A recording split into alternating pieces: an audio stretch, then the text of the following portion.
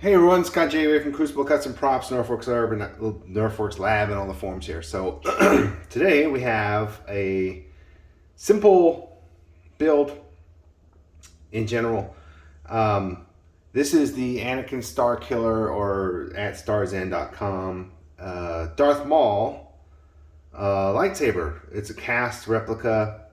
Um, Really simple. It comes with these two halves cast in resin. They come pre-painted. It comes with O-rings. More about that in a minute. And it comes with the washer set as well as the machined caps on the end and the little stainless steel insert thing right there. Now you have to find the threaded rod. Danny Halawax makes a great video on how to put it all together and everything. But you find a threaded rod, and then these caps basically screw on to the ends, holding it all together. Now what I did was I followed his directions, cut the rod exactly where he said to cut it, put the washers on how in the spacing that they're supposed to go, and then got a rubber washer in between. So there is a gap here, and then there's a rubber washer in between, and that is where you clock your two halves together. And he had an issue where he had to drill out the hole bigger to make these line up. I didn't have to do that at all. It just, they lined up perfectly. I guess I got lucky.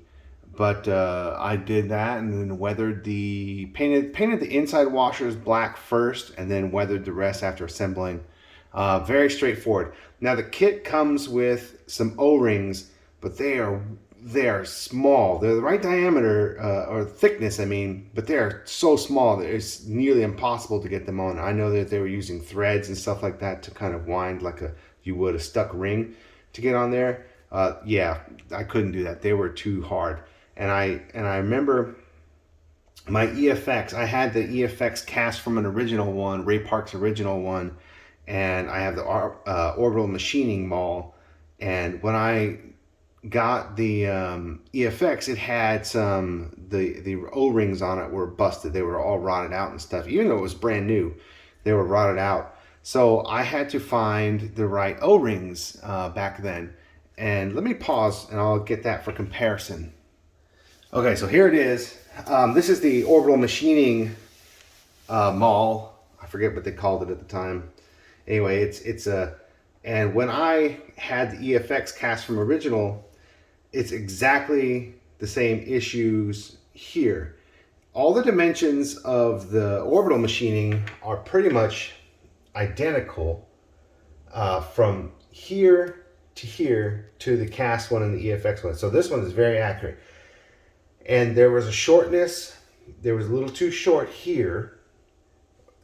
These dimensions are correct, except it's the spacing between these sets of washers here that is incorrect on the orbital machining. The rest of it's exact, and that was the same thing with the EFX. The orbital machining is a little bit incorrect with the spacing in between these two washers right here, the spacers. Other than that, it's exactly dimension-wise the same as the EFX, which is the same as this. So this is very, very accurate. I don't know the story behind this. It looks like it might even be cast from an original one. I don't know. But someone would probably know better than me. I just got the project and put it together. But anyway, back to the O-rings. I had to source O-rings for this one, for the EFX, based on the O-rings that come with the orbital machining.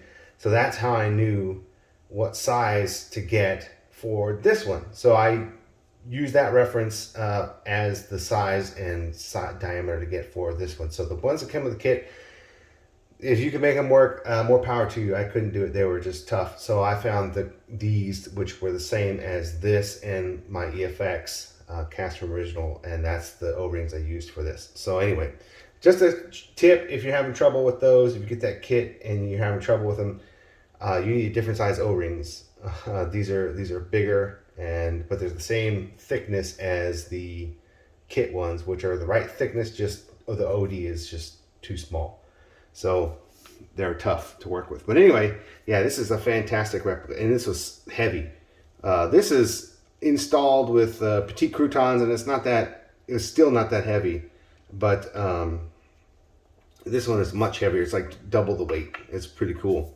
So anyway, yeah, so here's your pretty super accurate Anakin Starkiller Darth Maul, and it's a great kit. Super simple. All you have to do is get some O-rings, a rubber washer, cut a rod, bam, and weather up the ends, and that's it. So there it is. All right, thanks for watching.